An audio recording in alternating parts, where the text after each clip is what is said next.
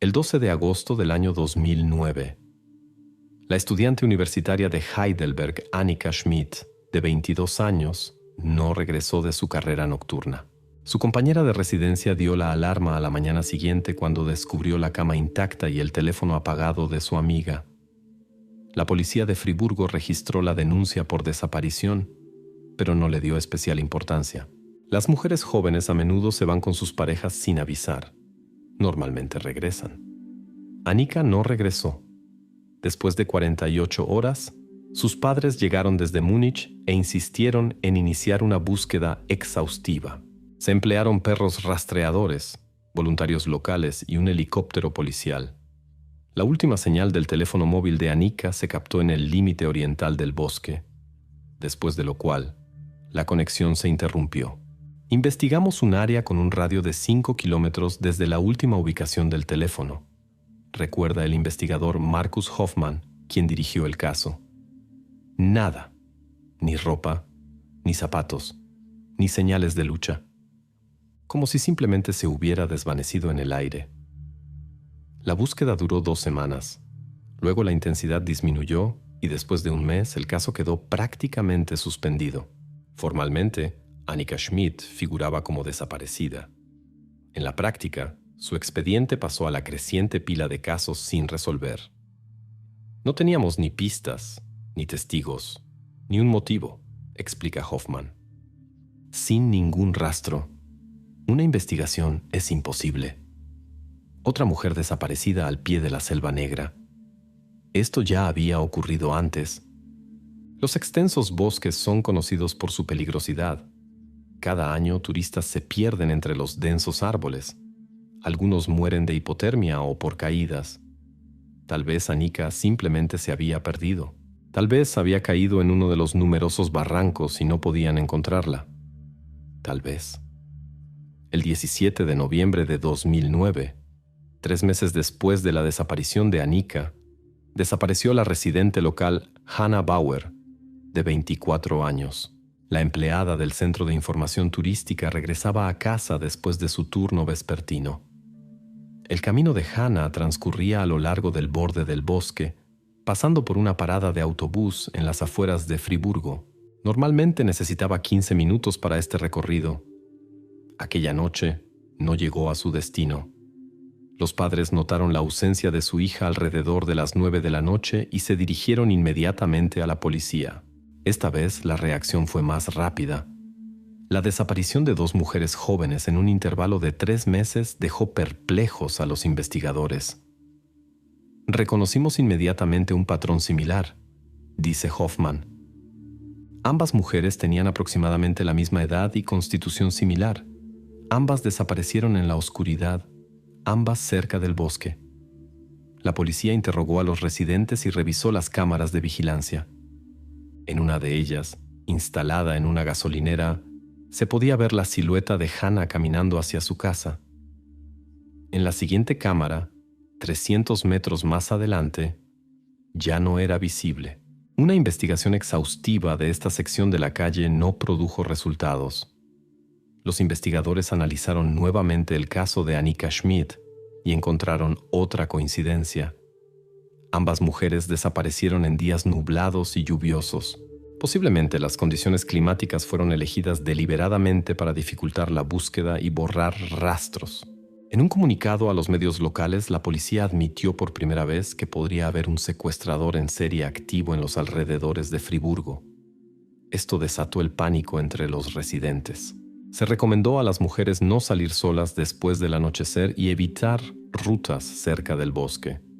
La búsqueda de Hannah Bauer resultó tan infructuosa como la búsqueda de Annika. Los perros perdieron el rastro a pocas decenas de metros del presunto lugar de la desaparición. El peinado extensivo del bosque no proporcionó pistas. El 15 de marzo de 2012, 2 años y medio después de la desaparición de la primera víctima, la tormenta más fuerte de los últimos 40 años azotó la parte central de la Selva Negra. El huracán, con velocidades de viento de hasta 150 kilómetros por hora, rompió árboles como cerillas, bloqueó carreteras y derribó líneas eléctricas. Muchas localidades quedaron sin electricidad. La Administración Forestal Regional movilizó a todos los empleados disponibles para evaluar los daños. El 18 de marzo de 2012, cuando la tormenta amainó, el guardabosques Thomas Brenner realizaba una inspección rutinaria en un área 15 kilómetros al este de Friburgo. El terreno era de difícil acceso incluso en días normales, y después de la tormenta avanzar se había vuelto casi imposible debido a los árboles caídos. Noté un viejo roble que había sido parcialmente partido por un rayo y derribado por el viento, cuenta Brenner. Había muchos como ese aquel día, pero este me llamó la atención por un olor extraño. Al acercarse, el guardabosques vio en la grieta formada en el tronco algo que se parecía a una mano humana. Inicialmente pensó que era una raíz curiosamente doblada o un crecimiento de hongos, pero al examinarlo más de cerca no quedaron dudas. Eran restos humanos dentro del árbol. Brenner se puso inmediatamente en contacto con la policía. La escena del crimen fue acordonada y se llamó a especialistas del Departamento Criminal de Friburgo y expertos forenses para la recuperación. Ninguno de nosotros se había enfrentado nunca a algo así, recuerda Klaus Weber. Hemos visto escondites en maleteros de coches, en bloques de hormigón, en barriles de ácido, pero nunca dentro de un árbol. El tronco cortado fue llevado al laboratorio para un examen detallado. En el interior se encontraban restos parcialmente momificados de una mujer joven. El proceso de descomposición se había ralentizado considerablemente debido a condiciones especiales. La sequedad en el interior del árbol y la presencia de conservantes naturales en la madera crearon un efecto similar a la momificación. El examen forense reveló que los restos pertenecían a una mujer de entre 20 y 25 años, con una altura de aproximadamente 168 centímetros. La muerte se había producido por asfixia. En el cuello se encontraron marcas de estrangulamiento con manos. El momento de la muerte se estimó en aproximadamente 2 a 3 años antes. El examen dental y el análisis de ADN confirmaron que los restos encontrados pertenecían a Annika Schmidt, la primera mujer desaparecida. Lo más sorprendente fue el método de ocultación, dice la doctora Erika Meyer, la médica forense jefe de Friburgo. El interior del árbol había sido cuidadosamente preparado.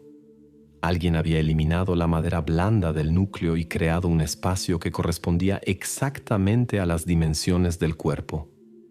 Luego, después de colocar el cuerpo, la entrada fue cuidadosamente sellada con un trozo de corteza y camuflada con una mezcla especial que se parecía a la resina del árbol.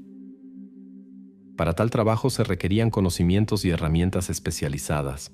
Los investigadores comenzaron a buscar personas con habilidades en el manejo de árboles y conocimiento de las áreas forestales. Buscábamos a una persona que combinara las habilidades de un leñador, un taxidermista y conocimientos de la topografía de la Selva Negra, explica Weber. La lista de tales especialistas era sorprendentemente corta. En la lista actualizada de sospechosos se incluyeron 15 personas.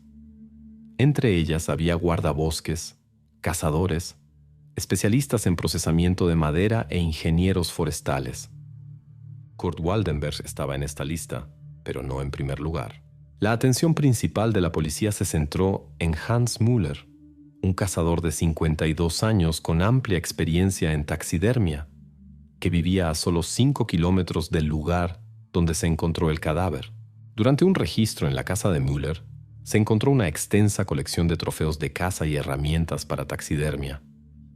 También tenía mapas detallados de áreas forestales, incluida el área donde se encontró el cuerpo de Annika. Müller negó cualquier participación en el crimen y afirmó haber estado en otros lugares en los días de la desaparición de las mujeres. Mientras la policía verificaba la coartada de Müller, las operaciones de búsqueda en el bosque se reanudaron con renovado vigor. Ahora los investigadores sabían qué buscar, no búnkeres subterráneos o cabañas abandonadas, sino ciertos árboles que podrían haber servido como contenedores para las víctimas. Era como buscar una aguja en un pajar, dice Hoffman.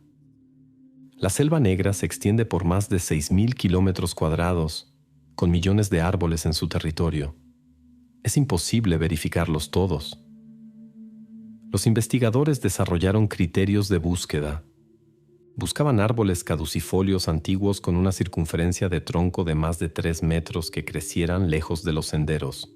Se prestó especial atención a robles y hayas con signos de podredumbre interna. Precisamente estos árboles tienen cavidades que pueden ser ampliadas. Especialistas de la administración forestal, incluido Kurt Waldenberg, fueron llamados para ayudar en la búsqueda. Como antes, ayudó activamente a la policía e indicó áreas de búsqueda prometedoras. Waldenberg nos fue de gran ayuda en la cartografía de bosques antiguos, recuerda Weber. Su conocimiento de las áreas forestales parecía enciclopédico. Podía decir literalmente dónde y qué árboles crecían sin consultar mapas. El 24 de junio de 2012, después de 3 meses de búsqueda intensiva, la policía descubrió el segundo sarcófago de árbol 12 kilómetros al norte del primer hallazgo. Esta vez era una haya de aproximadamente 150 años. No había sido dañada por la tormenta, pero la atención del grupo de búsqueda fue atraída por una irregularidad extraña en la corteza a una altura de unos 2 metros sobre el suelo. La pista que cambió el curso de la investigación vino de una fuente inesperada. El 27 de agosto de 2013, el anticuario Wilhelm Reiner, de la ciudad de Tübingen, situada a 150 kilómetros de Friburgo, llamó a la policía de Friburgo. Su atención fue captada por un artículo periodístico sobre el inusual método de ocultar cadáveres en árboles. Reiner dijo que esto le recordaba a un cliente extraño que había adquirido un libro especializado en su tienda hace unos 10 años, informa Weber. El libro se titulaba Técnica para la conservación de muestras biológicas en madera, publicado en el año 1952, solo 200 ejemplares. Se utilizaba para la formación de taxidermistas y arqueólogos forestales. Reiner había guardado los datos del comprador en su base de datos. El nombre del cliente era Kurt Waldenberg. En ese momento nos dimos cuenta de que habíamos pasado por alto algo importante, dice Hoffman. Sabíamos que Waldenberg era ingeniero forestal, pero no habíamos investigado su biografía más a fondo. Era hora de corregir ese error. Los investigadores comenzaron a verificar minuciosamente el pasado de Waldenberg. Resultó que antes de su empleo en la administración forestal había trabajado en el Museo de Historia Natural de Dresde, donde se especializó en la conservación de muestras biológicas. Tenía un título en biología con especialización en entomología y técnicas para la conservación de muestras científicas. Además, Waldenberg había mantenido una práctica privada como taxidermista desde 2001 hasta 2004, preparando especímenes de animales para coleccionistas y cazadores.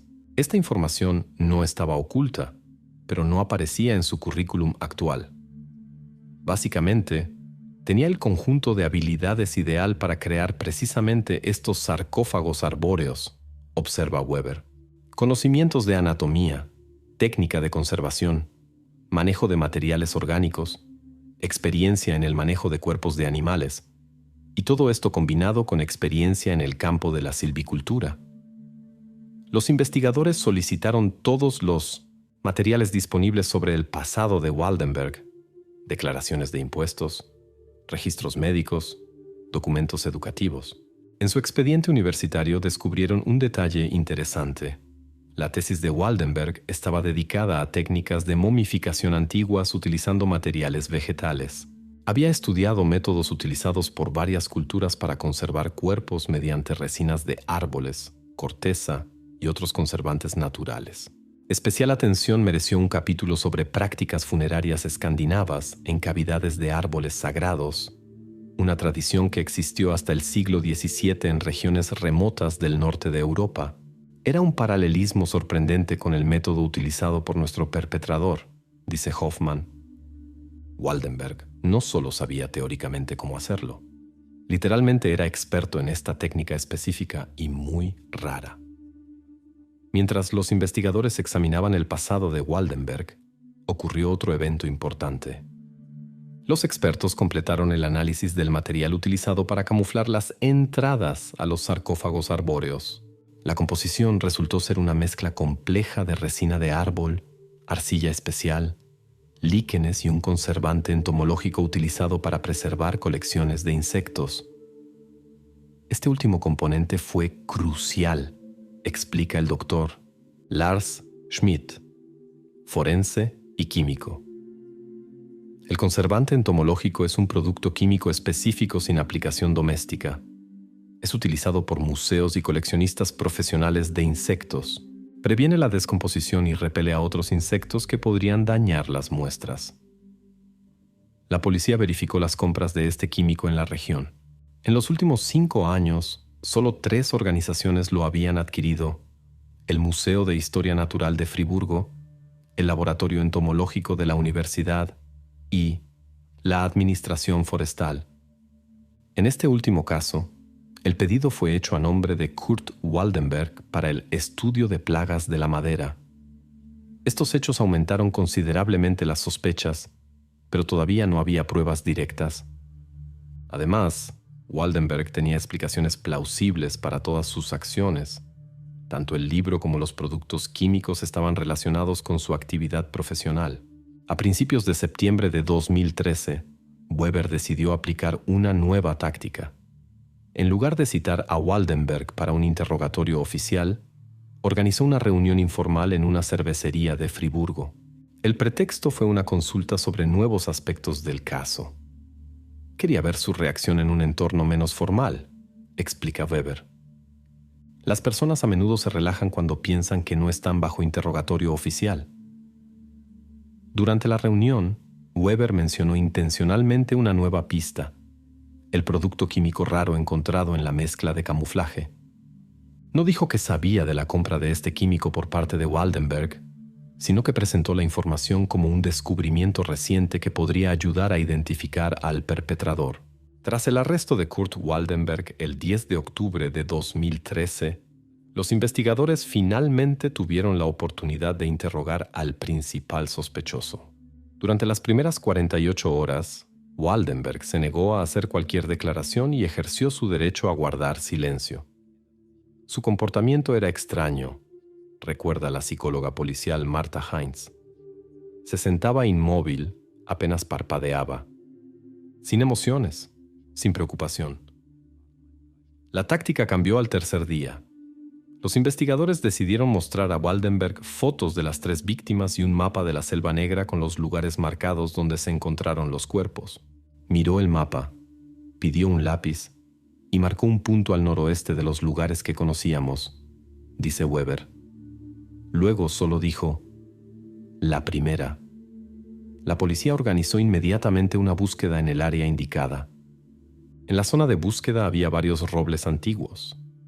En el tercero descubrieron señales características: una costura apenas visible en la corteza, donde un fragmento había sido cortado y vuelto a colocar. Dentro del árbol encontraron los restos de Christina Mayer, una estudiante de 23 años que había desaparecido en mayo de 2008. Su desaparición no se había relacionado con la serie de asesinatos, ya que ocurrió un año antes de la desaparición de Annika Schmidt. Resultó que Waldenberg comenzó a matar antes de lo que habíamos supuesto, explica Weber. Eso nos llevó a la pregunta: ¿habría más víctimas? Al día siguiente, Waldenberg accedió a un interrogatorio exhaustivo, pero solo con Weber, sin la presencia de otros oficiales. Pensé que comenzaría a hablar sobre sus motivos o traumas infantiles, como suele ocurrir con los asesinos en serie, recuerda Weber. Pero todo resultó ser mucho más simple y aterrador. Waldenberg confesó que había desarrollado el método de ocultar cuerpos en árboles después de leer un artículo periodístico sobre un asesinato sin resolver en el que no se encontró el cuerpo. Su lógica era aterradoramente simple, dice Weber. Dijo: sin cuerpo no hay caso.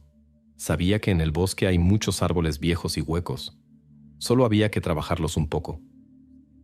Waldenberg confesó el asesinato de 4 mujeres. A todas las había estrangulado con sus propias manos, después de aturdirlas con un golpe en la cabeza. Atacaba a sus víctimas cuando pasaban junto a su coche estacionado al borde de caminos solitarios. Lo más aterrador fue lo cotidiano que sonaba cuando hablaba de ello, confiesa Weber. Como si estuviera hablando de reparar un coche o resolver un problema cotidiano. El examen psiquiátrico forense diagnosticó a Waldenberg con un trastorno de personalidad esquizoide y psicopatía. El psiquiatra, Dr. Stefan Reich, identificó una completa falta de empatía y la incapacidad de percibir a otras personas como seres vivos. Waldenberg no tenía motivos complejos, explica el Dr. Reich. No tenía fantasías sexuales ni convicciones ideológicas. Mataba porque podía hacerlo y desarrolló un método para ocultar los cuerpos para evitar el castigo. En su mente enferma, todo era extremadamente práctico. El verdadero avance en la investigación se produjo el 2 de noviembre de 2013, cuando los expertos completaron el análisis del disco duro del ordenador personal de Waldenberg. En una carpeta encriptada encontraron registros de los lugares donde había ocultado los cuerpos y fotos de árboles marcados para uso futuro. No era un diario demencial, sino simplemente una lista de ubicaciones con coordenadas y notas breves, dice el experto técnico Daniel Kraus. Algo como buen árbol, adecuado para víctima grande, o demasiado cerca del sendero, cancelar. Las fotos mostraban árboles que Waldenberg consideraba para futuros crímenes. Algunas de las imágenes estaban fechadas entre los años 2005 y 2007. Esto nos hizo sospechar que podría haber más víctimas, dice Weber. Pero Waldenberg negó asesinatos adicionales. Dijo que simplemente había buscado árboles adecuados con anticipación. La policía revisó todos los casos de mujeres desaparecidas en la región durante los últimos 10 años, pero no encontró más casos sin resolver. Los equipos de búsqueda examinaron los árboles marcados en las fotos, pero no encontraron restos en ellos. Durante los interrogatorios, Waldenberg reveló que seleccionaba a sus víctimas al azar. El único criterio era su ruta a lo largo de un camino forestal por la noche. Eso es lo más aterrador, dice Weber. Absoluta aleatoriedad. Estas mujeres simplemente estaban en el lugar equivocado en el momento equivocado. Cuando se le preguntó por qué se ofreció voluntariamente a ayudar a la policía en la investigación, Waldenberg respondió con cínica franqueza. La mejor manera de no ser sospechoso es ayudar en la investigación. Quería saber qué tan cerca estaban de la solución. Confesó que había llevado deliberadamente a la policía al cuerpo de Sabine Müller para fortalecer su reputación como asesor útil y desviar las sospechas de sí mismo. Fue pura manipulación, explica Hoffman. Controlaba la investigación desde dentro, sabiendo qué buscábamos y dónde. La posición ideal para un asesino. Lo más importante para la investigación fue la confesión de Waldenberg de que planeaba un nuevo asesinato.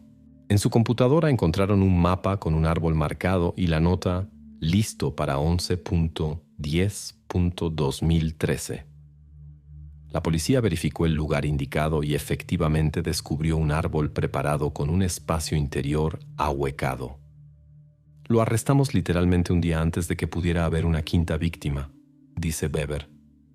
Ya lo tenía todo preparado. El proceso contra Kurt Waldenberg comenzó el 3 de marzo de 2014. El procedimiento atrajo enorme atención mediática debido al carácter sin precedentes de los crímenes. La defensa intentó alegar la inimputabilidad del acusado, pero la evaluación psiquiátrica lo declaró mentalmente competente y capaz de entender la naturaleza de sus acciones. Durante todo el juicio, Waldenberg permaneció inexpresivo. Escuchaba atentamente los testimonios, ocasionalmente tomaba notas, pero nunca mostró arrepentimiento. El 15 de mayo de 2014, el tribunal condenó a Kurt Waldenberg por cuádruple asesinato a cadena perpetua con posterior custodia de seguridad. En prisión, Waldenberg generalmente evitaba conversaciones con otros reclusos y el personal. La única entrevista significativa la concedió al criminólogo Dr. Martin Hofer en el año 2016. Esperaba escuchar explicaciones complejas o justificaciones, informa el Dr. Hofer. Pero Waldenberg lo dijo todo con total claridad. Simplemente no quería ser atrapado. Los árboles son el lugar ideal para esconder algo. Nadie piensa en mirar dentro de un árbol.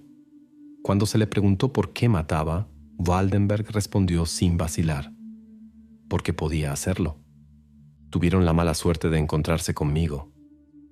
A principios de 2017, a Waldenberg le diagnosticaron cáncer de páncreas en fase terminal. Rechazó el tratamiento. El 28 de septiembre de 2017, Kurt Waldenberg murió en el hospital de la prisión. Según su última voluntad, su cuerpo fue incinerado y las cenizas esparcidas en un lugar desconocido de la Selva Negra. Tras la muerte de Waldenberg, se encontró un extraño dibujo grabado en la pared de su celda, un plano esquemático del bosque con varias marcas en forma de árboles. La policía verificó todos los lugares indicados, pero no encontró nada. Tal vez fue su último juego con nosotros, dice Weber, o la fantasía común de un loco. Nunca lo sabremos. El caso Kurt Waldenberg se cerró en diciembre de 2017. 4 asesinatos comprobados, un método sofisticado para ocultar los cadáveres, la ausencia de un motivo claro excepto el deseo de matar y no ser atrapado. Al final, no nos encontramos con un genio del mal o una personalidad compleja, sino con una persona anormal a quien se le ocurrió una idea enferma, resume Klaus Weber. Encontró una manera efectiva de ocultar sus crímenes, y sin el hallazgo accidental después de la tormenta, posiblemente podría haber continuado durante años. Los cuerpos de las víctimas de Waldenberg fueron enterrados en los cementerios de sus ciudades natales. Los árboles donde se ocultaron los cadáveres fueron talados y quemados. El caso del guardián del bosque se convirtió en uno de los más inusuales en la historia de la criminalística alemana, no por la personalidad del asesino, que resultó ser un psicópata banal, sino por el método para encubrir los crímenes, que podría haber funcionado durante décadas de no ser por un repentino estallido de las fuerzas de la naturaleza. Era la llamada de Megan Zanella, de 13 años, una niña común de una familia común, una madre amorosa, un padrastro y 2 hermanas. Pero esta llamada al número de emergencia 911 lo cambió todo. En su voz se percibían confusión y pánico. La tranquila vida familiar se desmoronaba ante sus ojos mientras algo irreversible le sucedía a la madre de Megan. Un objeto afilado en manos de alguien lo cambió todo. ¿Pero quién lo sostenía? ¿Cómo podría una familia acomodada y unida encontrarse en tal situación? ¿Alguna vez ha tenido casos en los que simplemente no puede recordar lo sucedido? Al principio, todo parecía un caso banal de celos de la hija hacia la nueva persona en la casa familiar. Pero la realidad resultó ser mucho más compleja y profunda. Desde una infancia difícil hasta una tranquila calle suburbana, ¿quién realmente provocó que la madre desapareciera para siempre de la vida familiar? Vivían en el tranquilo suburbio de Willoughby Hills, un lugar pintoresco cerca de Cleveland, estado de Ohio. Su vida era bastante próspera. Kevin Kneifel trabajaba como camionero y Lisa Kneifel trabajaba como trabajadora social en el Departamento de Asuntos Infantiles y Familiares del condado de Cuyahoga. Su casa no era diferente de otras. Una bonita casa de 3 habitaciones cerca del tranquilo río Chagrin. En el patio frente a la casa había suficiente espacio para el entretenimiento infantil, un trampolín y un área de juegos de madera con tobogán. Los niños estaban rodeados de cuidado y atención y no carecían de nada. Nadie habría pensado que sus vidas podrían descarrilarse. En la noche del 12 de noviembre de 2012, Kevin estaba en un viaje de negocios. Lisa se quedó en casa con los niños. Hailey, de 3 años, la hija común de Kevin y Lisa. Megan, de 13 años, la hija de Lisa de su primer matrimonio. Y la hija adoptiva de 18 años, Sabrina. Normalmente, Lisa acostaba a la pequeña Hailey alrededor de las 10 de la noche. La pequeña tenía la costumbre de escabullirse al dormitorio de los padres después de unas horas. Megan, de 13 años, se iba a su habitación aproximadamente a la misma hora. Sabrina, de 18 años, que recientemente había alcanzado la mayoría de edad, disfrutaba de más libertad. Aquella noche, estuvo sentada durante mucho tiempo en el estudio trabajando en un proyecto escolar sobre literatura británica. Sabrina escuchaba música y no prestaba atención a los movimientos de los miembros de la familia. Hasta aproximadamente la medianoche estuvo estudiando intensamente su tarea, luego subió e intentó dormir.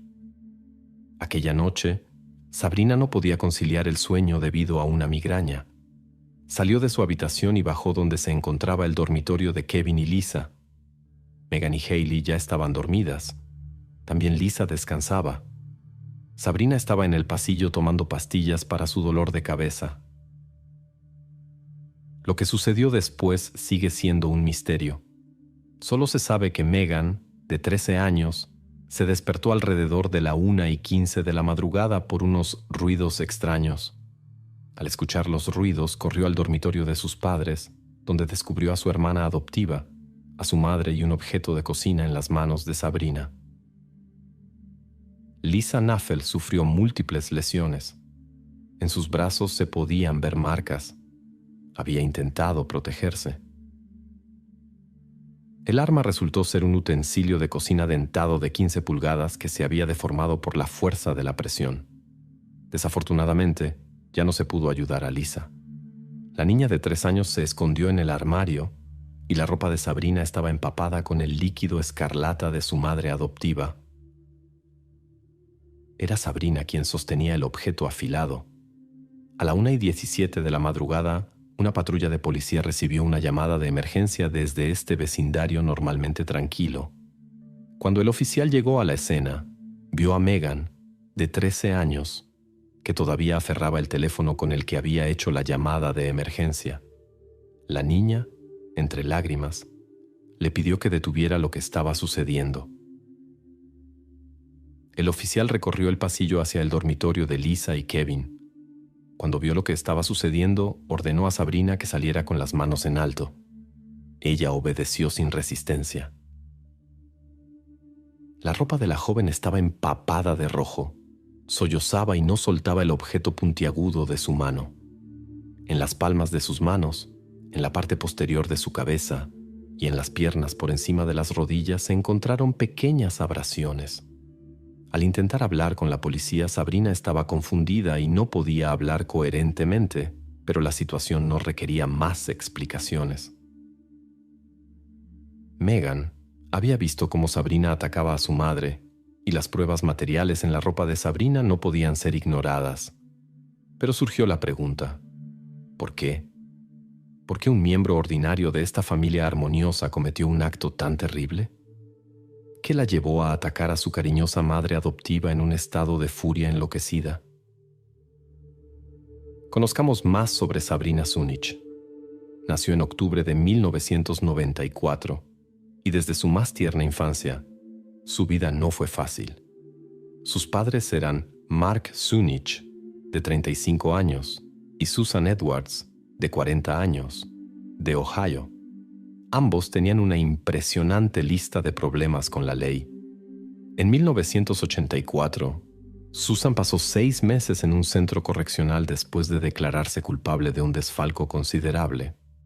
6 años después, se descubrió que estaba distribuyendo sustancias prohibidas entre jóvenes de 14 a 15 años en Cleveland.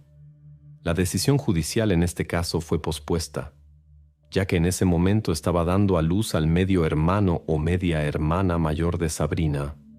Más tarde, fue acusada de obstrucción a la justicia. El padre de Sabrina, Mark, también había acumulado toda una serie de dificultades legales, y no solo de naturaleza administrativa. Incluso antes del nacimiento de Sabrina, fue arrestado varias veces por alteración del orden público y conducir bajo influencia. Cuando Sabrina tenía 16 meses, fue detenido por un incidente doméstico. Este fue el primero de muchos casos de comportamiento destructivo en los primeros años de Sabrina. Sin embargo, Sabrina continuó viviendo con su padre y su abuela en una pequeña casa en Wycliffe, separada de su madre, aunque Susan y Mark todavía mantenían una relación. Un vecino informó que los agentes del orden eran llamados regularmente a su apartamento y Mark estaba constantemente bajo la influencia de sustancias. Cuando Sabrina era una bebé y se alimentaba del biberón, Mark mezclaba alcohol en su comida para que se durmiera más rápido. En el año 2006, cuando Sabrina cumplió 11 años, la situación se intensificó. Mark le proporcionó a Susan fondos para comprar bebidas alcohólicas y luego la acusó de malversar ese dinero. Al llegar, los representantes de la ley lo encontraron en un estado de extrema excitación, exigiendo que ella dejara su casa y nunca regresara. En un documento oficial, Mark fue descrito como una persona con esquizofrenia paranoide que ignoraba la toma de medicamentos recetados. Su biografía se complementó con más arrestos, incluidos conducir bajo influencia y daños a propiedad ajena, hasta el año 2012, cuando falleció debido al consumo excesivo de sustancias prohibidas. En este punto, Sabrina ya no vivía en su casa familiar. Como Mark se había convertido en una persona irresponsable con adicción, la abuela de Sabrina no fue capaz de lidiar con la crianza de su nieta sola. Como resultado, Sabrina fue internada en un hogar grupal del distrito, el hogar de cuidado Emma Cayley, a la edad de 14 años, una institución que se especializaba en corrección estructurada del comportamiento. Sabrina tenía problemas bien documentados con el control de sus emociones. Se metía en conflictos en la escuela, y un conocido de allí advirtió que era mejor no molestarla a ella ni a aquellos que protegía, ya que inevitablemente le daría una lección a cualquier agresor. A la edad de 4 años, Sabrina fue diagnosticada con trastorno por déficit de atención con hiperactividad. Este y otros diagnósticos médicos acompañaron muchas de sus dificultades: arrebatos emocionales, distorsión de hechos, consumo de sustancias, alucinaciones auditivas y apropiación de propiedad ajena. Sin embargo, después de cambiar a otra institución educativa y mudarse del hogar grupal a una familia de acogida, su comportamiento experimentó cambios drásticos. En el nuevo centro educativo, ella se comportaba tranquila y completaba sus tareas escolares con diligencia. Su asistencia era impecable. A los 16 años, Sabrina finalmente sintió que su vida empezaba a ganar estabilidad. La familia Knaffel se convirtió en su nuevo hogar. Lisa Knaffel tenía amplia experiencia trabajando con adolescentes difíciles, ya que trabajaba como trabajadora social. Su especialización era precisamente la protección de los intereses de los niños y reconocía la importancia de la empatía, esforzándose por mostrar la misma comprensión hacia Sabrina. Lisa comenzó su carrera en el año 1999, aproximadamente cuando Megan vino al mundo. En ese momento, estaba casada con otro hombre. Esta unión se rompió en el año 2003. En el año 2006, el destino la unió con Kevin Kneifel, con quien se casó. Kevin también tenía experiencia en relaciones familiares desde 1992 hasta 1997. Su hijo mayor, nacido en 1993, vivía por separado. Las circunstancias de cómo Lisa y Kevin se conocieron y se acercaron permanecen desconocidas, pero en el año 2008 se establecieron en una acogedora casa en Chagrin Drive, y un año después nació su hija en común, Hailey. Los 5 residentes de la casa, Kevin, Lisa, Megan, Hailey y la hija adoptiva Sabrina, daban la impresión de ser una familia armoniosa, al menos externamente. A pesar de las mejoras visibles en el comportamiento de Sabrina, la atmósfera en la casa de los Knaffel no era tan serena como podría parecer. La relación entre Lisa y Sabrina se deterioró casi tan rápidamente como se había formado. Sabrina le confió a una amiga que Lisa convertía su existencia en una verdadera prueba, y entre ellas surgieron intensos conflictos. Sabrina pensaba que Lisa daba claramente preferencia a sus hijas biológicas y sentía que tal trato era injusto. Así, se formó una división en la familia. Lisa, Megan y Hailey por un lado, y Sabrina y Kevin por el otro. Era precisamente a Kevin a quien Sabrina acudía durante los desacuerdos con Lisa, y él siempre encontraba tiempo para escucharla y consolarla.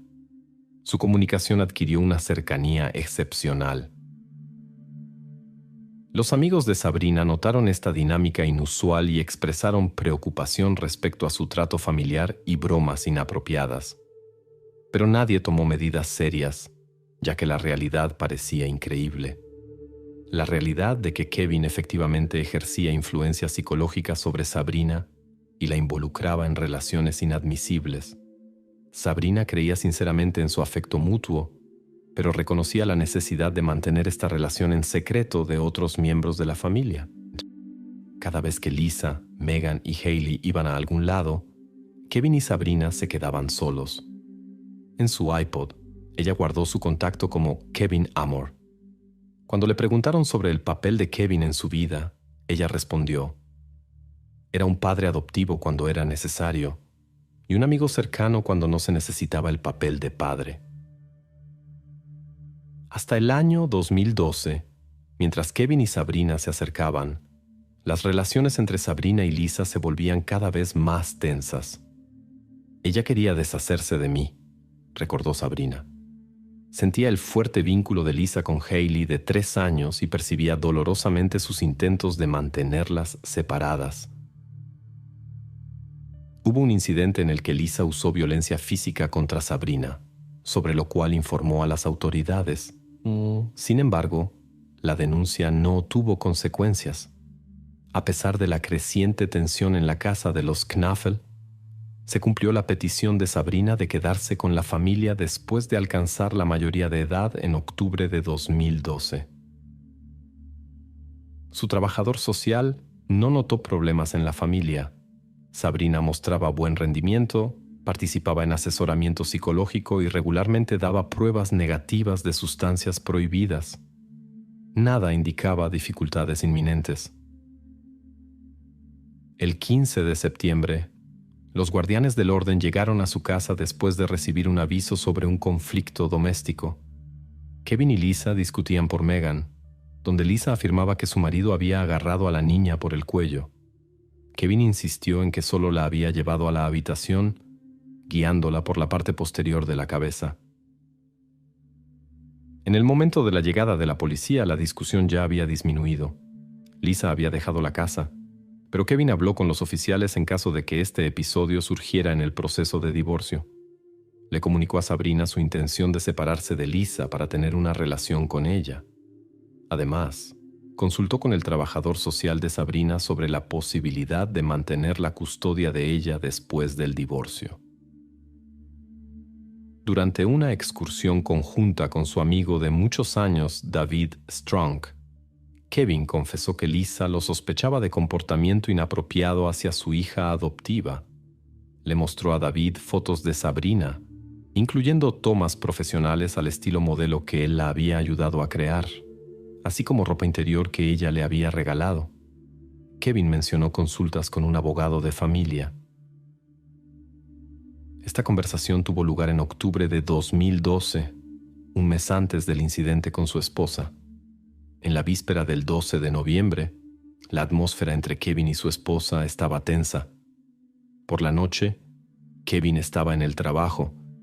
Cuando los representantes de la ley le informaron sobre lo sucedido, inmediatamente se dirigió hacia sus niñas y las recogió de la comisaría a las 5 de la mañana. Se trataba de Hailey y Megan, ya que Sabrina estaba bajo vigilancia policial. Los oficiales que interactuaron con Kevin aquella mañana, cuando su familia experimentó el trágico incidente, notaron su inusual calma. Uno de los investigadores recordó cómo Kevin habló sobre su carrera como médico y afirmó que se había enfrentado a tales situaciones múltiples veces y nada podía sorprenderlo, mientras persistentemente preguntaba por todos los detalles del incidente. Kevin estaba molesto porque no se le permitía ver a Sabrina e insistió en que, como padre adoptivo, tenía derecho a reunirse con ella. Finalmente, logró ser incluido en la lista de visitantes de Sabrina. Durante este tiempo, Los investigadores mantuvieron conversaciones con Sabrina para explorar los motivos de sus acciones hacia su madre adoptiva. Creo que nunca sintió afecto por mí y quería que me fuera de la casa.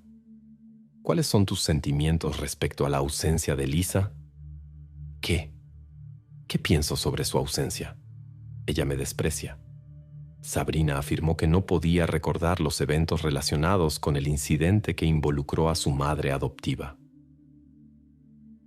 Dijo que no recordaba nada después de haber entrado en la habitación de Lisa para buscar medicamentos. Recuerda, cuando llegamos, sostenías un cuchillo.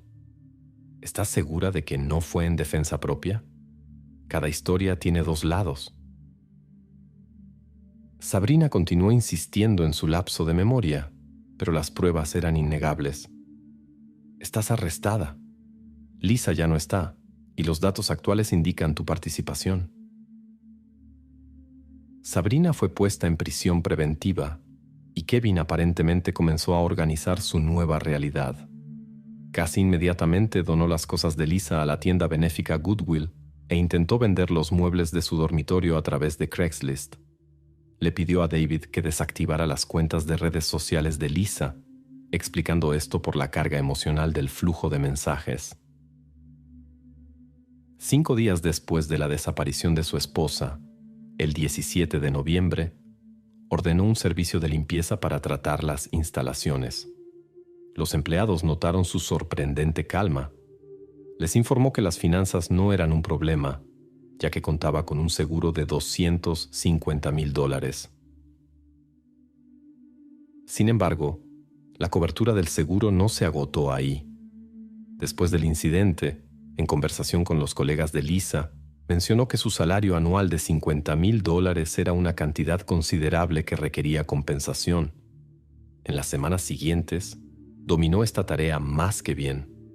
A través de varios programas de seguros, corporativos e individuales, Kevin recibió aproximadamente $785,000. Utilizó estas finanzas activamente. Pagó la hipoteca de la casa previamente financiada e instaló una piscina, compró coches nuevos y comenzó a tomar clases de vuelo. Mientras disfrutaba de la inesperada prosperidad, Sabrina estaba sentada en prisión preventiva, esperando el juicio relacionado con su esposa. Después de 9 meses, todo cambió para Kevin. Sabrina, cansada de cargar sola con el peso de la responsabilidad, decidió contarle a las autoridades sobre su relación con él. Compartió la impactante verdad. Kevin dijo en varias ocasiones que Lisa debería dejar de ser parte de sus vidas. Durante todo el romance, Kevin prometió dejar a Lisa por Sabrina. Sin embargo, en septiembre de 2012, confesó sus temores. Tenía miedo de perder el derecho a criar a sus hijas, incluyendo a Hailey, si iniciaba un proceso de divorcio. Le contó a Sabrina sobre la existencia de pólizas de seguro por casi $800,000 y explicó que Lisa les sería más útil financieramente si ya no estuviera en sus vidas. Kevin aseguró: la desaparición de Lisa les permitiría estar juntos y formar su propia familia. La pareja comenzó a desarrollar su plan. Incluso discutieron esto con la amiga de la escuela de Sabrina, Autumn Paulik, mientras conducían a un restaurante de buffet chino. Consideraron la posibilidad de utilizar a un conocido de Autumn para resolver el problema Lisa. En octubre, Autumn se mudó a California y esta idea se desvaneció. Pero Sabrina y Kevin no abandonaron sus intenciones. A principios de noviembre discutieron el uso de un sistema de arma de fuego con un dispositivo especial para disparar sin ruido. Según el plan, Sabrina debía ocuparse de Lisa y Kevin eliminar las pruebas. En la mañana antes del incidente, Kevin llevó a Sabrina a la escuela como de costumbre. Pero esta vez detuvo el auto y expresó su preocupación. Le contó sobre un conflicto con Lisa que era tan serio que dijo: «No puedo soportarlo más si ella no desaparece». Sabrina estaba realmente enamorada de él. Sabrina prometió a Kevin resolver el problema con Lisa lo más rápido posible. elaboraron un plan de acción detallado. Si Lisa estuviera acostada de lado, Sabrina debería actuar desde atrás. Si estuviera acostada boca arriba, debería dirigir la intervención hacia el área del cuello. Todo estaba planeado para la noche, mientras Lisa estaría profundamente dormida, pero con precaución para no despertar a Hailey, quien normalmente entraba a la habitación de su madre en medio de la noche. El aspecto clave del plan: Sabrina alegaría un trastorno mental en caso de ser arrestada. Precisamente por esta razón, durante la conversación con las autoridades policiales, actuó como si no supiera nada. Por eso también afirmó no recordar lo sucedido. Contaba con que esto le ofrecería protección debido a un trastorno mental, como Kevin la había convencido. Sin embargo, 9 meses después, Kevin aún no había organizado apoyo legal para Sabrina, y la estrategia del trastorno mental había llegado a un callejón sin salida.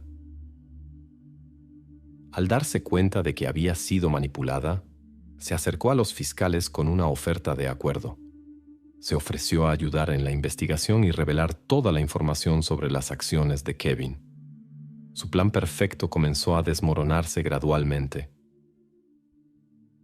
Las fuerzas del orden contactaron a Autumn Pavlik, quien les ayudó reuniéndose con Kevin para obtener una confesión sobre el reclutamiento de la ejecutora. Su conversación fue grabada. Durante este encuentro, él no confirmó nada, y numerosas órdenes de registro para su apartamento, autos y dispositivos electrónicos no produjeron ninguna evidencia. Sin embargo, las declaraciones de Sabrina fueron suficientes. En agosto de 2013, Kevin fue arrestado y acusado de complicidad en un delito de categoría especial y comportamiento inapropiado hacia su hija adoptiva. Sabrina asumió la responsabilidad por el acto ilegal cometido y recibió una estancia en un centro correccional con posibilidad de libertad condicional después de 30 años. En el año 2044, cuando tendrá 47 años. Kevin, sin embargo, negó su participación. Sus abogados alegaron que no había evidencia de su conexión con Sabrina o sus intenciones de deshacerse de su esposa. Solo existían las declaraciones de Sabrina, y ella fue presentada como una joven inestable con historial de consumo de sustancias prohibidas y comportamiento poco fiable. Pero precisamente estas circunstancias hicieron que la situación fuera aún más inquietante. El hecho de que ella era joven, emocionalmente inestable y vulnerable, y él usó eso a su favor. El 11 de junio de 2014, Kevin Knuffel fue encontrado responsable de todos los cargos. Se le impusieron 2 años de privación de libertad por cada uno de los 6 casos de comportamiento inapropiado de naturaleza íntima y una estancia más prolongada en un centro correccional con posibilidad de libertad condicional después de 30 años por complicidad en un acto ilegal de categoría especial. Las penas deben cumplirse consecutivamente.